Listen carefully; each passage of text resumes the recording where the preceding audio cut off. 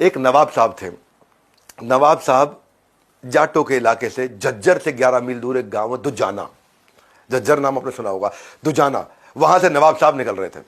और जब निकल रहे थे वहां जाटों की एक खूबसूरत, लंबी, बहुत प्यारी, सुंदर सी, सुशील लड़की दिखाई पड़ी। नवाब को पसंद आ गई। नवाब ने घर वालों को फरमान भिजवा दिया, जल्दी शादी करने आ रहे हैं उससे।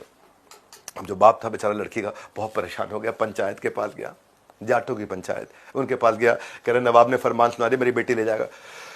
अब जाटों का क्या है, ये लोग दूसरों की मदद बहुत करते हैं, एक साथ खड़े हो जाते हैं। पिता को दुख देखा उन्होंने, नवाब की हरकत देखी, जाटों का खून खोल गया। और पंचायत ने पूरे गांव वालों से बोला इससे लड़ेंगे नवाब से।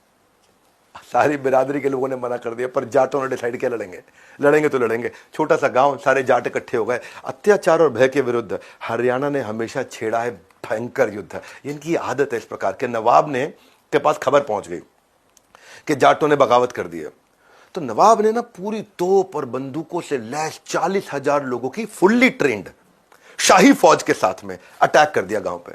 और गांव में टोटल 2300 जाट, और 2300 जाट में महिलाएं भी हैं, बुजुर्ग भी हैं, बच्चे भी हैं, जवान भी हैं। 2300 जाटों ने उस लड़की को बचाने के लिए 40,000 की सेना को उड़ा के छक्के छुड़ा दिए। जहां स्वाभिमान की बात है, सम्मान की बात है, जाट जान दे सकता है, जाट जान ले सकता है, प्राण दे देंगे, लेकिन पगड़ी को हाथ नहीं लगाने देंगे। ये हमारे देश का जाट है। हमारे देश के जाटों के बारे में लोगों को पता नहीं है। जाटों का संबंध उस मिट्टी से है जो एक हाथ में रोटी और दूसरे हाथ में दुश्मन की गर्दन पकड़ के रखता है। और ये तो पंडित जवाहरलाल नेहरू कहते थे कि अगर जाट कम्युनिटी एक साथ हो जाए ना तो ये दिल्ली को जीत लेंगे। डर लगता था उनसे। बड़े करेजियस हैं, बड़े फियरलेस हैं हरियाणा से लोग।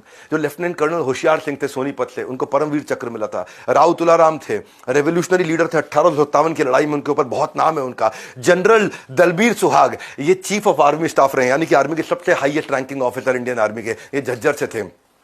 देखो एक बात है, इनका थोड़ा बातचीत करने का तरीका अलग है, इसलिए लोगों ने समझ नहीं पाते हैं।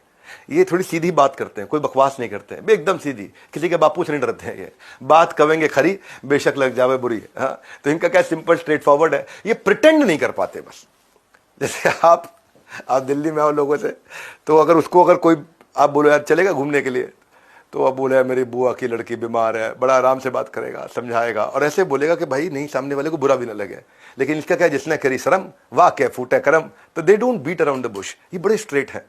अब लखनऊ के लोग अलग होते हैं, लखनऊ के लोगों में मिठास होती है। अब लखनऊ का एक आदमी हरियाणा आया, हरियाणा आके रास्ता भूल गया।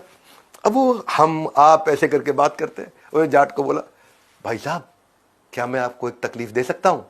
बेचारा रास्ता पूछने की कोशिश कर, आपको तकलीफ दे सकता हूँ? जाट ने बोला देखे तो देख, तेरा पूरा खानदान न खत्म कर दूंगा, तो जानता नहीं किससे पंगा ले रहा हो। तो वो जाट का सिस्टम अलग है बहुत।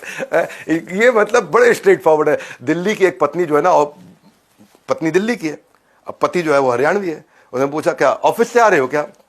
बोला ना मुगल गार्डन हांड के आया तू। तो इनके थोड़े आंसर आप अनप्रिडिक्टेबल होते हैं। जाट की पगड़ी पेचदार है, बड़ी पगड़ी पेचदार होती है, और बोली मजेदार होती है। हरियाणा का एक जो ताऊ है ना, कार धो रहा था, पास में पड़ोस की महिला वहां से गुजरी, बोली कार धो रहे हो? बोला ना, तो ना बिल्कुल कार ना धो रहा हूं, इसने पानी पिला रहा हूं, के पता खा पी के बड़ी होके बस बन जावे, ज्यादा कमाई करा देगी। तो वो उनका थोड़ा मतलब, ये हरियाणवी भाषा जो है ना, हमेशा हर समय ऊर्जा, अच्छा ऊर्जा तो है लेकिन बात भी शॉर्ट में करते हैं। इंग्लिश में से कोई बोले I am sorry I can't hear you, could you please repeat. अब इसको हिंदी में कैसे बोलोगे? भाई एक बार प्लीज दोबारा बोलना, समझ नहीं आया।